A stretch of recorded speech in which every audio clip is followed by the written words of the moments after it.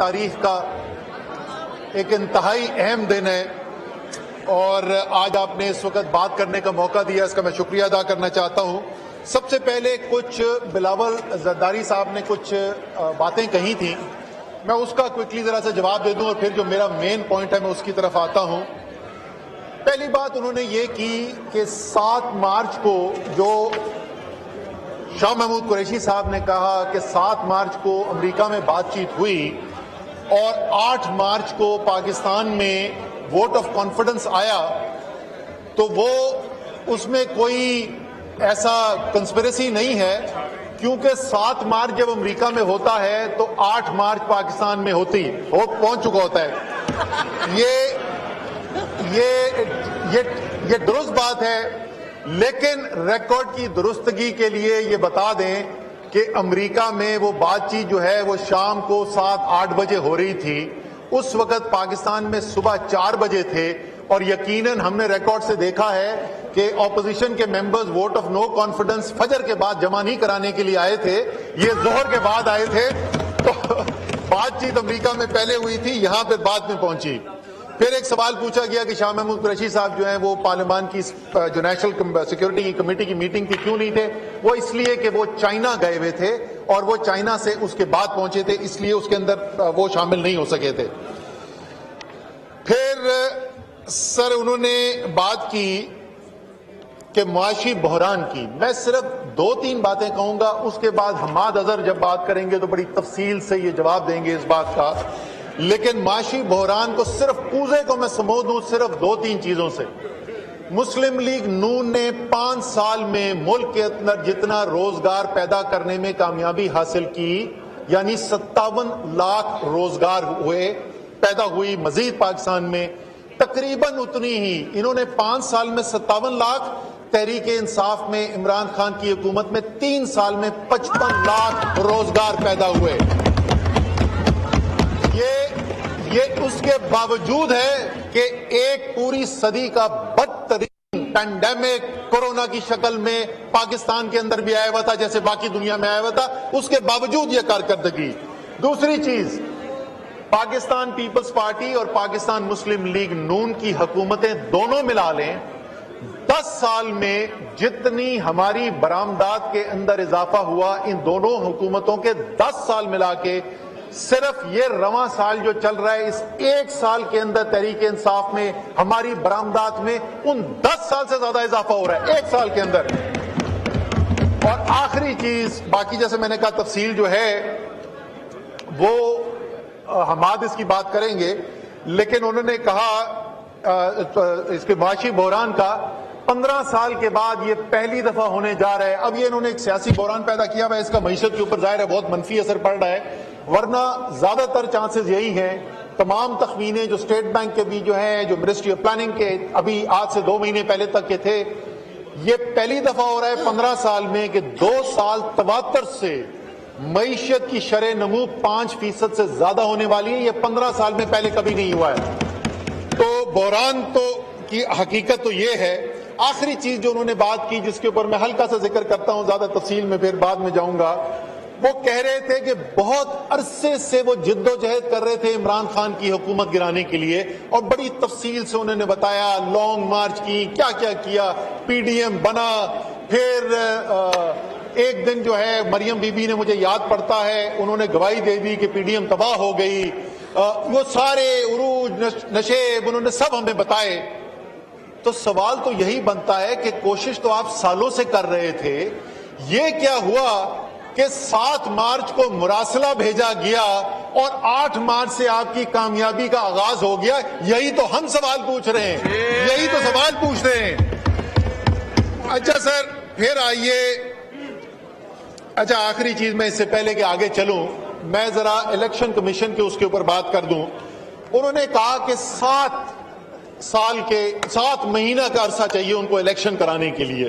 اب مجھے یہ بتائیں کہ پہلی بات تو آئینی ذمہ داری ہے ان کی کہ انہوں نے الیکشن کرانا ہے 90 دن کے اندر اگر ارلی الیکشن کال ہوتا ہے، اور خاص طور پہ ایسی صورتحال جہاں پر ایسا آلٹرنیٹ موجود ہو کہ اگر یہ کامیاب ہوتی ہے ووٹ آف نو کانفیڈنس تو ایک بھانمتی کا کنبہ جو ہے وہ حکومت بنانے جا رہا ہے، اور وہ کیسا کنبہ ہے اس کی ہم تھوڑی سی آپ کو یاد دلانا چاہتے ہیں۔ یہ وہ ہیں جو پچھلے 20 سال سے ایک دوسرے کو ملک کا غدار، ایک دوسرے کو چور اور ایک دوسرے کو ڈاکو قرار دیتے رہے ہیں۔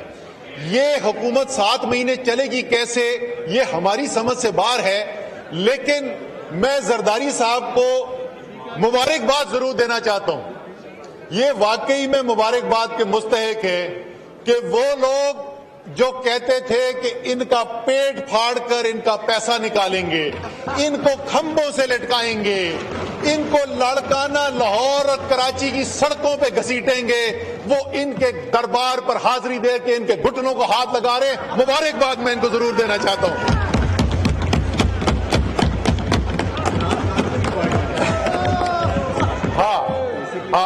اور زرداری صاحب جو ہیں، اگر وہ انصاف پسند انسان ہیں، جو مجھے یقین ہے کہ یہ ضرور ہوں گے، تو یہ اس مبارکباد کے اندر عمران خان کا حصہ ضرور مانیں گے۔ نہ عمران خان ہوتے تو نہ یہ پہنچتے۔ اچھا سر، اب آ جائیں یہ جمہوریت پسندی کی جب ہم کہانیاں سن رہے تھے کہ یہ ساری جدوجہد جو ہے وہ جمہوریت کے لیے ہو رہی ہے، تو ذرا جمہوریت کا جائزہ دیں۔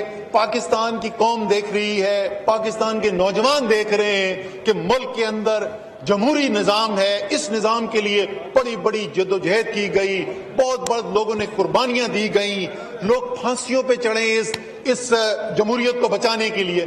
تو کون سی جمہوریت ہے جس کا نمونہ آج ہمیں دیکھنے کو مل رہا ہے؟ ذرا اس کو تو دیکھ لینا۔ سر مجھے یہ بتائیں کہ یہ جمہوریت ہے یا یہ آئین ہے کہ ایک منحرف خاتون رکن ایک اینکر کو یہ کہتی ہے کہ یہ اچھے آپ جو مجھے لیکچر دے رہے ہیں یہ تو بڑی اچھی باتیں کر رہی ہیں، لیکن 23 کروڑ روپے میں میری زندگی بڑی اچھی گزرے گی۔ یہ جمہوریت ہوتی ہے؟ ہمارے لیجسلیٹرز کی یہ 2% کی اوقات ہو جائے کہ وہ اواری میٹرو سے ایم پی اے باہر نکلنے کی کوشش کرے تو اس کو گارڈ بولے کہ تمہاری گولی لگ چکی ہے، واپس کمرے کے اندر جاؤ، باہر نہیں جا سکتے۔ یہ جمہوریت ہے؟ یہ آئین ہے؟ ابھی میں آؤں گا سپریم کورٹ کے اوپر بھی، ابھی ان سے بھی ہم سوال پوچھیں گے۔ یہ جمہوریت ہے جہاں پر لوگوں کو بولی لگا کر خریدا جائے، جہاں ضمیر بیچے جائیں، اور یہ پہلی دفعہ نہیں ہو رہا۔ اگر واقعی میں رب العزت کے نام ہمارے سر کے اوپر ہیں، واقعی میں اگر ہم اس جمہوریت میں یقین رکھتے ہیں، ہم پچھلے 2 سال سے کوشش کر رہے ہیں، سینٹ کا الیکشن سب کے سامنے چوری کیا گیا۔ ابھی وہ گلا کر رہے تھے، ہو سکتا ہے ہم سے تو نہیں گلا کر رہے تھے، ہمارے پاس تو بندوقیں ہیں نہیں جس سے ہم پکڑ کے لوگوں کو لاتے ہوں، پتہ نہیں کس سے گلا کر رہے تھے، لیکن وہ گلا کر رہے تھے کہ بندوقوں والے ان کے لوگ پکڑ کے لے گئے تھے۔ ہم آپ کو کہہ رہے ہیں کہ ویڈیوز آئی ہیں یوسف رضا گیلانی صاحب کے الیکشن کے اندر، ویڈیو کے اوپر ایویڈنس ہے، ووٹ خریدنے کی کوشش کی جا رہی ہے۔ سادہ سا علاج بتایا تھا کہ آپ بیٹھے ساتھ، بڑی اچھی بات ہے، ابھی انہوں نے آئینی انتخابی ترامیم کی بات کی، ایک ذرا اس انتخابی ترمیم پہ بھی آ جاتے ہیں نا کہ یہ جو ضمیر فروشی ہوتی ہے، یہ جو منتخب نمائندوں کی بولی لگتی ہے، جو ووٹ کی بے عزتی کی جاتی ہے، جو قانون کو آئین کی تحقیر کی جاتی ہے، اس کا دروازہ بند کرنے کے لیے بھی تو آئیں ذرا میدان میں، ہم بھی بیٹھتے نہ کوئی پیسے کے اوپر اپنے ضمیر کی بولی لگائے، نہ کوئی بندوق والا کسی کو اٹھا کے لے جا سکے۔ پھر جناب ذرا آ جائیں اس جمہوریت کے اوپر، جس جمہوریت کے لیے آواز پاکستان کی سرزمین سے نہ بلند ہو، جس جمہوریت کے لیے آواز جو ہے وہ 7 سمندر پار سے سنائی دے، وہ جمہوریت جہاں اغیار بیٹھ کر یہ فیصلہ کریں کہ یہ ہمیں قبول ہے اور یہ ہمیں قبول نہیں ہے۔ آپ اس کو بھول جائیں کہ کون وزیر اعظم ہے جس کے بارے میں یہ بات کی جا رہی ہے۔ کیا کوئی محب وطن پاکستانی، کوئی غیرت مند پاکستانی، کوئی خوددار پاکستانی، اس بات کو مان سکتا ہے, اس حکم کو ماننے کے لیے تیار ہو سکتا ہے کہ اگر یہ کرسی پر بیٹھے گا تو تمہارے ملک کے لیے مشکلات ہوں گی, وہ تنہائی کا شکار کر دیا جائے گا. اور اگر دوسری سائڈ جیتتی ہے, وہ کامیاب ہوتی ہے عدم اعتماد کی تحریک کے اندر, تو ہر چیز کی معافی دے دی جائے گی. کیا یہ پاکستان کے آئین کے مطابق ہو رہا ہے؟ یہ پاکستان کی جمہوریت کے مطابق ہو رہا ہے؟ مسئلہ جو ہے, میں بھی آپ کو آگے آتا ہوں, مسئلہ جو ہے نا اسپیکر صاحب, وہ مسئلہ سیاسی پارٹیوں کا فرق نہیں ہے. فرق اس وقت پی ڈی ایم اور تحریک انصاف کا نہیں ہے. فرق اس وقت اتحادیوں کا نہیں ہے. فرق اس وقت منحرف ارکان کدھر کھڑے ہیں کدھر ہیں نہیں ہے, یہ اس کا نہیں ہے. یہ دو بنیادی نظریے ہیں جن کا فرق نظر آ رہا ہے آپ کو. ایک نظریہ کہتا ہے beggars cannot be choosers. ایک نظریے کی آنکھ میں پاکستان کے 22 کروڑ عوام بیکاری ہیں. دوسرا نظریہ کہتا ہے یہ 22 کروڑ خوددار لوگوں کا ملک دنیا میں کسی سے کم نہیں ہے. اور اگر ہم سے وہ سوال پوچھو گے جو اس ملک کے, اس دھرتی کے, اس عوام کی بہتری کے لیے نہیں ہے, تو ایک ہی جواب ملے گا, ایبسولوٹلی ناٹ. اور اسی دورائے پہ پاکستان اس وقت کھڑا ہوا ہے. اسی دورائے کے اوپر پاکستان کھڑا ہوا ہے کہ ہم نے فیصلہ کرنا ہے کہ ملک کو کس سمت لے کے جانا ہے. کیا وہ قائد اعظم کا پاکستان ہوگا؟ کیا یہ وہ پاکستان ہوگا جو علامہ اقبال کا خواب ہے؟ کیا یہ وہ پاکستان ہوگا؟ ایک خوددار پاکستان ہوگا, ایک آزاد پاکستان ہوگا, ایک ایسا پاکستان جس کی آزادی کے لیے لاکھوں لوگوں نے قربانی دی. ہمارے ماں باپ, ہمارے نانا دادا نانی دادی, ہمارے بزرگوں نے قربانیاں دی, صرف زبان سے نہیں, صرف مال سے نہیں, صرف ہجرت کر کے نہیں, جان کی قربانی دی. کیا انہوں نے قربانیاں اس لیے دی تھیں کہ کوئی اور ملک ہمیں یہ بتائے گا کہ تم کس ملک میں جا سکتے ہو اور کس ملک میں نہیں جا سکتے؟ کیا یہ قربانیاں اس لیے دی گئی تھیں کہ انگریز یہاں سے تو چلا جائے لیکن ہم یہاں پر بیٹھ کے اپنے ملک کے اندر دوسرے ملکوں کے سامنے سر جھکا کے ان کی غلامی کریں؟ کیا اس لیے انہوں نے قربانی دی تھی؟ ہرگز اس کے لیے یہ قربانی نہیں دی گئی. جو فیصلہ اس وقت قوم کر بیٹھی ہے, اور اس میں کسی کو شک نہیں ہونا چاہیے, کسی کے دماغ میں یہ شک نہیں ہونا چاہیے کہ قوم نے فیصلہ کر لیا ہے. خودداری سے زندگی گزارنی ہے, آزادی سے زندگی گزارنی ہے, اور وہ پاکستان بنانا ہے جو علامہ اقبال اور قائد اعظم کا خواب تھا. شاید یہ بات مجھ سے بہتر, شاید یہ بات مجھ سے بہتر میرے دائیں طرف بیٹھے ہوئے جو ہمارے ساتھی ہیں ان کو سمجھ آ گئی ہے. اسی لیے وہ لوگ جو کہتے تھے مسلم لیگ کا ٹکٹ بکتا ہے, جو کہتے تھے تحریک انصاف کا اگلے الیکشن کے اندر کوئی ٹکٹ لینے والا نہیں ہوگا, آج ہم ان کو دعوت دے رہے ہیں. جناب, گھوڑا بھی حاضر, میدان بھی حاضر, آئے نہ مقابلہ کریں.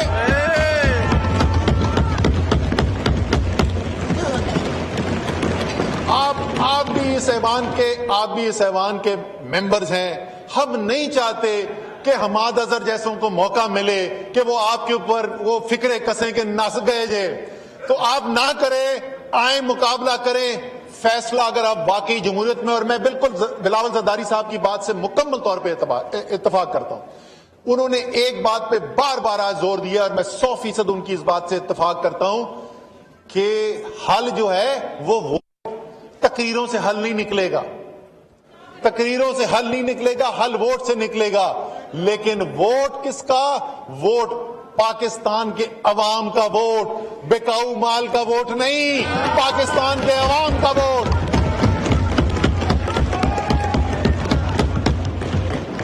سر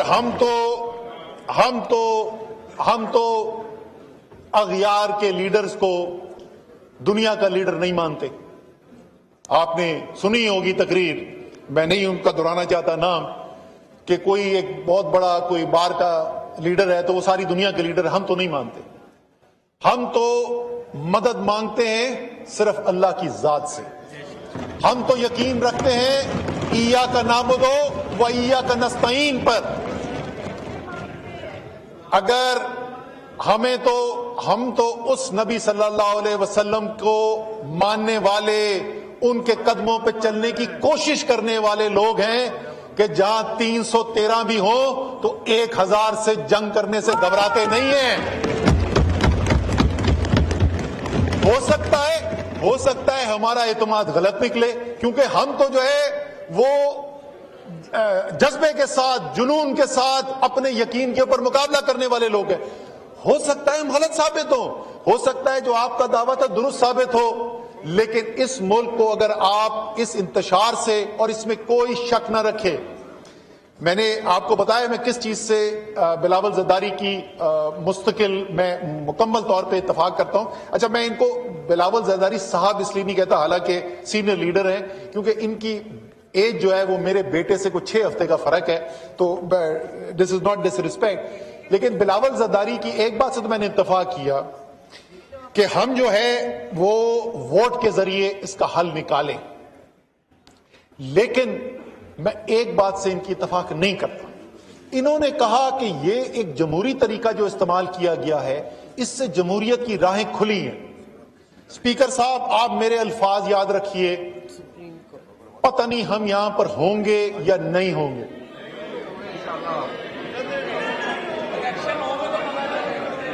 کیونکہ ہمیں اللہ پر یقین ہے، اس لیے ہم دعویٰ نہیں کرتے، اس لیے ہم کہتے ہیں پتہ نہیں ہم ہوں یا نہ ہوں. یہ زندگی اور موت اللہ کے ہاتھ میں ہے. آپ کو زیادہ علم ہوگا، لیکن یہ جو روایت شروع کی ہے، یہ روایت رکنے والی نہیں ہے. اگر پاکستان میں حکومتیں صرف 10-15 ارب روپے لگانے سے، وہ تو بلوچستان کی خبر کو سنتے میں ملتی ہے کہ 3.5 ارب روپے میں شاید حکومت بدل گئی. اللہ جانتا ہے سچ ہے کہ نہیں ہے، اللہ جانتا ہے سچ ہے کہ نہیں ہے. مکسی صاحب، اتنا پیسہ ہمارے پاس ہوتا تو میں کوئی اچھا کام کر رہا ہوتا.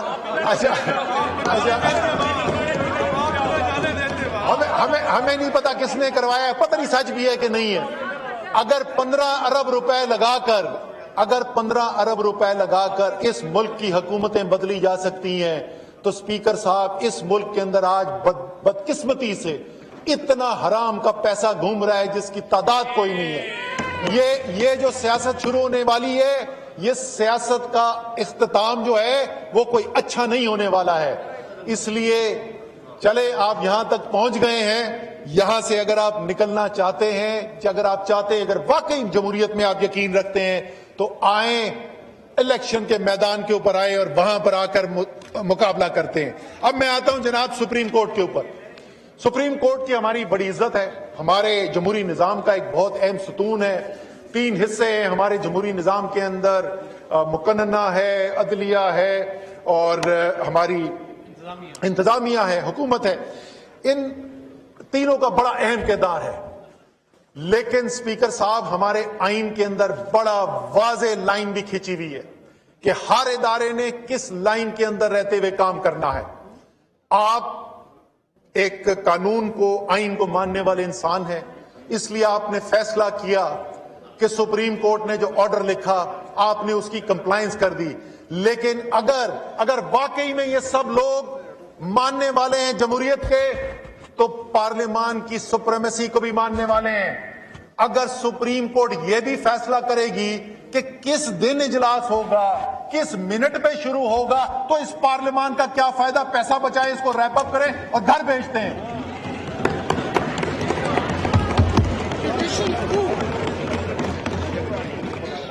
چلے ہم ان کی 1 منٹ کے لیے بات مان لیتے ہیں کہ جو ڈپٹی اسپیکر نے فیصلہ کیا وہ اچھا فیصلہ نہیں تھا. لیکن کیا سپریم کورٹ میں اور عدلیہ میں تمام فیصلے اچھے ہوتے ہیں؟ کیا اسی سپریم کورٹ آف پاکستان کے فیصلوں کو جوڈیشل مرڈر نہیں کہا گیا؟ کیا اگر اس کے بعد پارلیمان یہ فیصلہ کرتی کہ کیونکہ ایک elected prime minister of Pakistan کا جوڈیشل مرڈر ہوا سپریم کورٹ کے فیصلے کے ذریعے، کیا پارلیمان اس کے بعد حق بجانب ہوتی کہ اگر یہ فیصلہ کرتی کہ اب سے سپریم کورٹ میں کون سا کیس سنا جائے گا وہ پارلیمان فیصلہ کرے گی، کتنے بجے سپریم کورٹ کھلے گا وہ پارلیمان فیصلہ کرے گی، شام کو اختتام کس دن ہونا ہے وہ پارلیمان فیصلہ کرے گی؟ کیا یہ درست ہوتا؟ یہ یقیناً درست نہیں ہوتا۔ جس طریقے سے وہ درست نہیں ہوتا اگر پارلیمان سپریم کورٹ کے کام کے اندر مداخلت کرے، اسی طریقے سے آئین کے اندر جو پارلیمان کا کام ہے سپریم کورٹ کی مداخلت اس میں ٹھیک نہیں ہے۔ بہت عزت کرتے ہیں ہم ان کی، بہت عزت کرتے ہیں اور کرتے رہیں گے، لیکن جو انہوں نے فیصلہ کیا وہ پارلیمان کی سوورینٹی، پارلیمان کی سپریمیسی کے اندر انٹرفیرنس ہے۔ اور میری آج بھی امید یہ ہے، آج کر لیں، آج نہیں کرتے اگلے اجلاس میں کر لیں، میری امید ہے کہ تمام ہاؤس یکجا ہو کے، کیونکہ یہ ڈیفنس جو ہے یہ دفاع کسی ایک شخص کا نہیں ہوگا، یہ ایک سیاسی پارٹی کا نہیں ہوگا، یہ کسی ایک حکومت کا نہیں ہوگا، یہ دفاع ہوگا پوری پارلیمان کا۔ اس پارلیمان کو یکجا ہو کے آواز بلند کرنی چاہیے کہ جو پارلیمان کا حق ہے، جو پارلیمان کا اختیار ہے، وہ ہم کسی اور کو دینے کے لیے تیار نہیں ہیں۔ آخر میں ذرا سی مراسلے کے اوپر بات کر لیں، کیونکہ ہم نے پہلے بھی کوشش کی کہ پارلیمان کو، کیونکہ ہم یقین رکھتے ہیں پارلیمان کی جمہوریت میں، اگر آپ یقین کرتے ہیں تو پارلیمان کی سپریمیسی کے اوپر آپ کا یقین ہونا ضروری ہے۔ ہم نے کوشش کی کہ پارلیمان کو کانفیڈنس میں لیا جائے، اعتماد میں لیا جائے۔